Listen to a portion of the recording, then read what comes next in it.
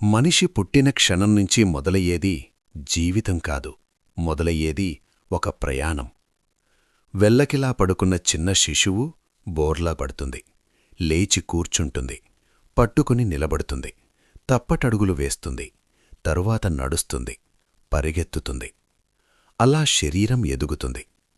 కాని ఒక ప్రశ్న అడగాలి, మనస్సు ఎదుగుతుందా?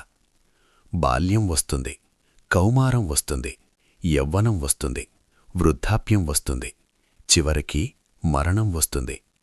ఈ 5 దశలను ఈ భూమిపై ఎవ్వరూ ఆపలేరు. రాజు అయినా, రిక్షావాడైనా, పండితుడైనా, పామరుడైనా, కాలం ముందు అందరూ ఒకటే. కాని మనిషి మోహం ఏమిటి? శరీరం శాశ్వతం కాదని తెలుసు. ప్రతిరోజు ఎవరో ఒకరు మన కళ్ళెదుటే చనిపోతున్నారు. కాని మనసులో మాత్రం ఒక అహంకారం, నేను మాత్రం ఇంకా చాలా కాలం బ్రతుకుతానివని. 100 సంవత్సరాలు జీవించినా ఒకరోజు ఈ దేహం పడిపోతుంది.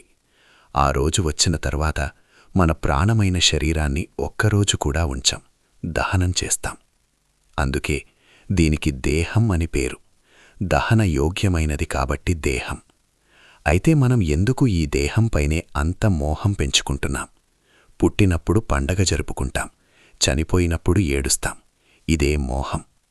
మనిషి జీవితమంతా ఏమి చేస్తాడు? అర్థం పర్థం లేని కోరికల వెంట పరిగెడుతూనే ఉంటాడు.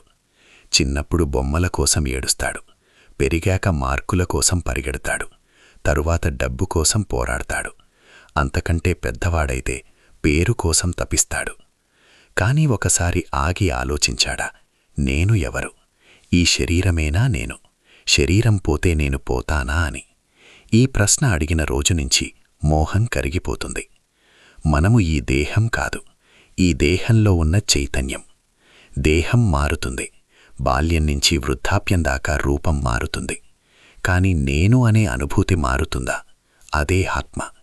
శరీరం వస్తుంది, శరీరం పోతుంది, ఆత్మ మాత్రం ప్రయాణం చేస్తుంది. అందుకే శ్రీకృష్ణ పరమాత్మ బోధించినది ఏమిటి? మోహం నుంచి బయటపడు. శరీరం నశించేది, కాని ఆత్మ నశించదు. మోహమంటే శాశ్వతం కాని దాన్ని శాశ్వతమని భావించడం. ఈ ఇల్లు నాది, ఈ డబ్బు నాది, ఈ పేరు నాది, ఈ శరీరం నాది. అన్నీ తాత్కాలికం. మన చేతిలో ఉన్నది ఒక్కటే, ఈ క్షణం. ఈ క్షణాన్ని ధర్మంగా జీవించు. ఈ క్షణాన్ని ప్రేమతో నింపుకో. ఈ క్షణాన్ని పరుల కోసం ఉపయోగించు. ఎందుకంటే చివరికి నీ వెంట వచ్చేది దేహం కాదు, నీ చేసిన కర్మ. నీ అందం కాదు, నీ ఆస్తి కాదు, నీ అధికారము కాదు, నీ మంచితనం మాత్రమే.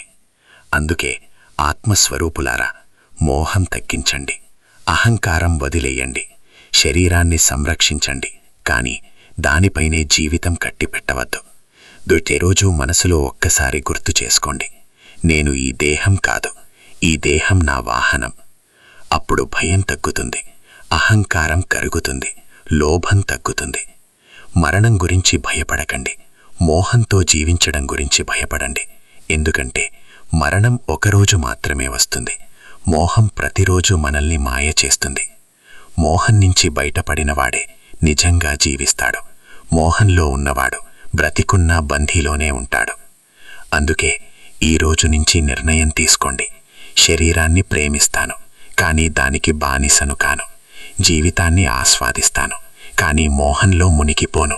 ధర్మంగా జీవిస్తాను, జ్ఞానంతో ముందుకు సాగుతాను. అప్పుడు మాత్రమే మనిషి ప్రయాణం మోహం నుంచి మోక్షం దాకా సాగుతుంది.